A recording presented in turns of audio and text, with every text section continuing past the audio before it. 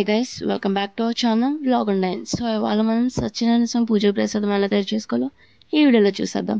ముందుగా కావాల్సిన పదార్థాలు: 1 కప్పు పంచదార, 1 కప్పు సుజీ రవ్వ, 2 టేబుల్ స్పూన్ నెయ్యి, 1 గ్లాస్ పాలకు బదులుగా నీళ్ళని కూడా తీసుకోవచ్చు, తగినన్ని జీడిపప్పులు, తగిన తెల్ల ద్రాక్ష మరియు నల్ల ద్రాక్ష కూడా తీసుకోవచ్చు, 2 టేబుల్ స్పూన్ ఇలాచీ పౌడర్. మనకు కావాల్సిన పదార్థాలు ఒకసారి మళ్ళీ చూసుకుందాం. సత్యనారాయణ స్వామి పూజా ప్రసాదం తయారు చేసుకునే విధానం: ముందుగా స్టవ్ వెలిగించి ఒక కడాయి పెట్టుకుని 3 గ్లాసుల పాలు లేదా 3 గ్లాసుల వాటర్ని తీసుకోవాలి. మా దగ్గర పాలు లేవు అని అన్న వాళ్ళు 3 గ్లాసుల వాటర్ని కూడా తీసుకోవచ్చు.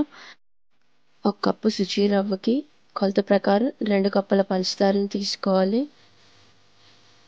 బాయిల్ అవుతున్న వాటర్లో 1 కప్పు సుజీ రవ్వ వేసి గరిటెతో ఉండలేకుండా కలుపుకోవాలి. అది కలిసిన తర్వాత 2 కప్పుల పంచదారని కూడా అదేవిధంగా గరిటెతో ఉండలేకుండా కలుపుకోవాలి.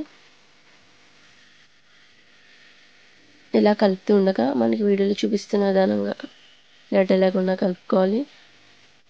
చూసారు కదండి, ఈ కన్సిస్టెన్సీ వచ్చేంత వరకు మంటను లో ఫ్లేమ్లో పెట్టుకుని గరిటెతో ఈ విధంగా కలుపుకుంటూ ఉండాలి. తర్వాత మనం ముందుగా తీసుకున్న డ్రై ఫ్రూట్స్ వేయించుకోవడానికి ఒక కడాయి పెట్టి అందులో 2 టేబుల్ స్పూన్ నెయ్యిని వేసి డ్రై ఫ్రూట్స్ అన్నీ వేసి మంటను లో ఫ్లేమ్లో పెట్టుకుని గోల్డెన్ కలర్ వచ్చేంత వరకు వేయించుకోవాలి.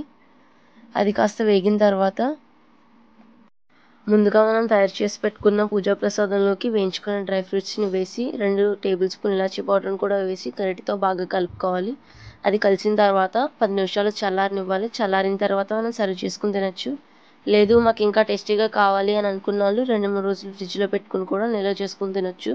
సో చూసారు కదండి, ఈ విధంగా సత్యనారాయణ స్వామి పూజా ప్రసాదం తయారీ విధానం. మీకు ఈ వీడియో నచ్చినట్లయితే లైక్ చేసి మీ ఫ్రెండ్స్ అండ్ ఫ్యామిలీ మెంబర్స్కి షేర్ చేయండి. ముందుగా మన ఛానల్ని సబ్స్క్రైబ్ చేసుకుని పక్కనే కనిపిస్తున్న బెల్ని యాక్టివేట్ చేసుకుంటే మేము ప్రతి వీడియో మీ నోటిఫికేషన్ ద్వారా పొందగలరు.